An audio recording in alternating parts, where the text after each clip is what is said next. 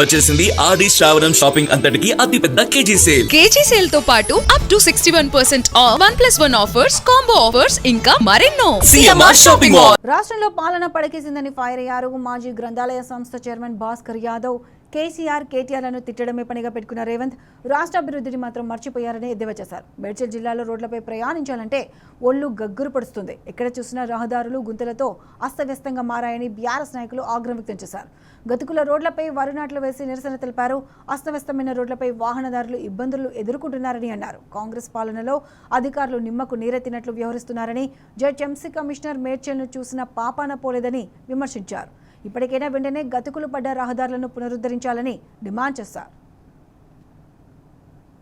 10 మంది పిల్లలు మాన్యువల్లో పడ్డారు, అయినా కూడా ఈ ప్రభుత్వానికి చీమ కుట్టినట్టు లేదు. ఇది ఏదైతే ఉందో నేషనల్ హైవే నుంచి రైల్వే స్టేషన్ వరకు రోడ్డు, మరి ఈ నియోజకవర్గాన్ని అభివృద్ధి చేసే ఆఫీసులన్నీ కూడా ఇక్కడనే. ఏసీపీ గారు ఇదే రోడ్లో వెళ్తారు, సబ్ రిజిస్టర్ గారు ఇదే రోడ్లో వెళ్తారు, రైల్వే స్టేషన్ ఇదే రోడ్లో వెళ్ళాలి, ప్రభుత్వ పాఠశాల ఉన్నత పాఠశాల ఇదే రూట్లో వెళ్ళాలి, ప్రభుత్వ ఆసుపత్రి ఇదే రూట్లో వెళ్ళాలి, మార్చికి వెళ్ళాలన్నా ఇదే రూట్లో వెళ్ళాలి, పశువుల హాస్పిటల్కి ఇదే రూట్లో వెళ్ళాలి, డిస్ట్రిక్ట్ రిజిస్టర్ ఆఫీస్ ఇదే రూట్లో వెళ్ళాలి. మరి ఎన్ని ఆఫీసులకు వెళ్ళాలన్నా పాస్పోర్ట్ ఆఫీస్ ఇదే రూట్లో వెళ్ళాలి. మరి లాస్ట్కు రాయలాపూర్, గిర్మాపూర్ ప్రజలు కూడా ఈ రోడ్లను ఇప్పుడు చూస్తున్నారు. మీరు బస్సులను ఎంతో మంది పిల్లలు, మరి స్కూల్ పిల్లలు ఈ మాన్యువల్లో పడి చనిపోతూ ఉన్నారు. అయినా చీమ కుట్టినట్టు కూడా లేదు ఈ జిహెచ్ఎంసీ అధికారులకు. మరి పాలన అనేది పడకనేసారు. మరి రేవంత్ రెడ్డి గారేమో ఇంట్లో కూర్చొని పూరీలు దోశలు చేసుకుంటుండు.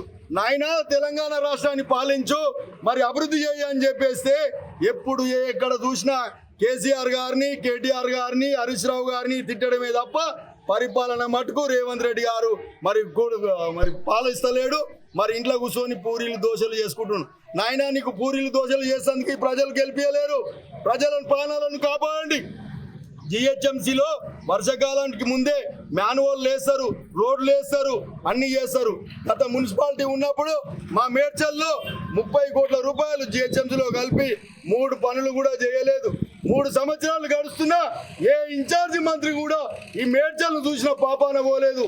మరి జిహెచ్ కమిషనర్ గారు కూడా ఈ జిహెచ్ మేడ్చల్ను చూసిన పాపాన పోలేదు.